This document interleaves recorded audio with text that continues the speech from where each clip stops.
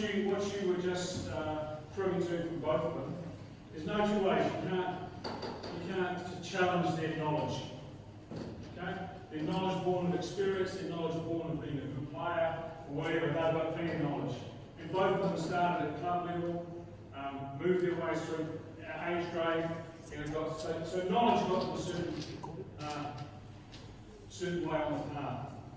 With that knowledge came pretty good understanding of the game. But what's the other one ingredient that makes Eddie Jones, Wayne Smith, Hanson,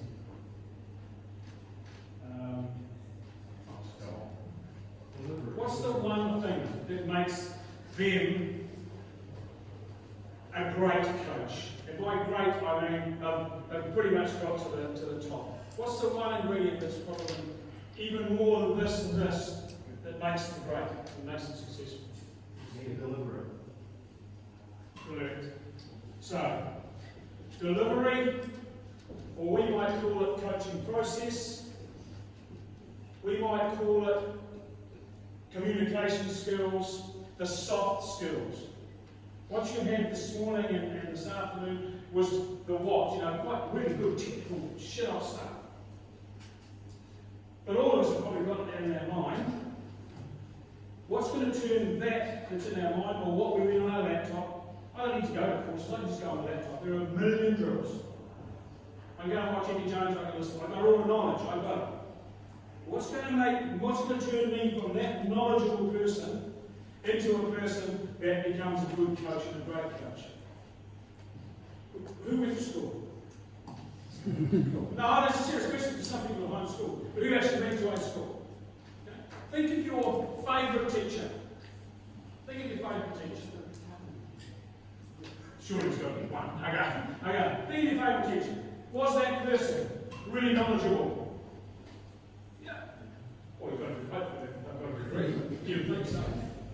Did they understand their subject? Yeah, probably. What made them great for you? They were relatable, which is what we call a soft skill. What else was it great about them? They were nice. Yeah. Just nice. Yeah, cool. They understood the individual, so they delivered in a different way as they see the individual. Yeah. They understood that we're not all the same. What else? She was quite hot.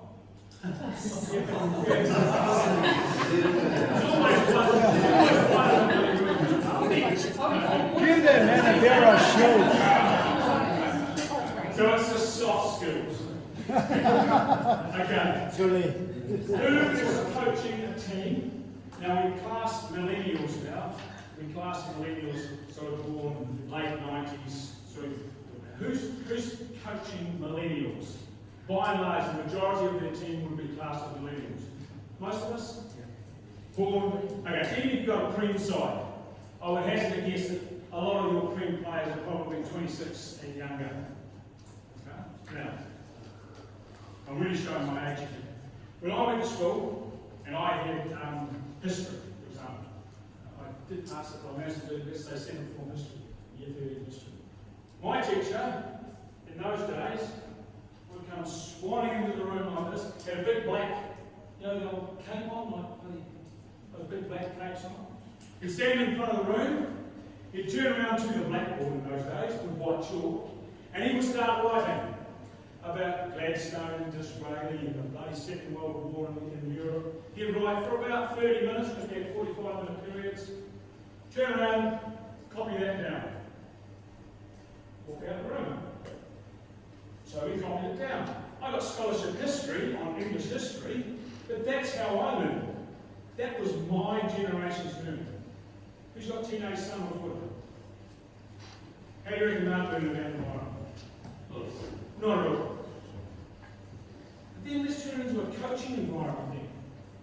How many of us that are coaching millennials walk into training, get them out onto the field, freezing bloody cold, not that it gets cold here in Otago, freezing cold, form them in a circle, 15 minutes later you are still talking to them. How do you reckon they're enjoying that? They're not. The reason is that you've got all, you might have lots of things in this room. That sort of a coach has got all the knowledge, a little bit of understanding, but what they don't understand is you've got to have the soft skills to get your message across. You think now to all of the best coaches you've ever had, rugby coaches, they were probably really, really knowledgeable. Like Coops, for example, he would say that he is and Barnsley, they're both really knowledgeable, but they wouldn't say they're the most knowledgeable in the world. What they are really good at is this stuff. Both of them are outstanding at this stuff. So that's what we're going to do today.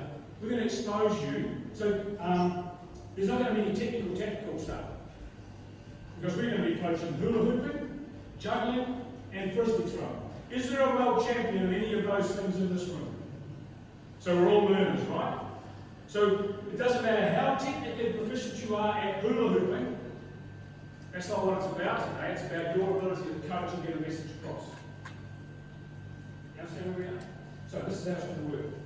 By the time you go down below, you will have formed yourselves into groups of 3. Unlike any other course that you're going on, you're going to be encouraged to bring your phone with you. You must have your own phone because you are going to get filmed on your phone. Okay? Now in your group of 3, we're going to go down and we're just going to walk. I'm going to show you the 3 activities, and you'll be able to choose whether you do hula, juggling, or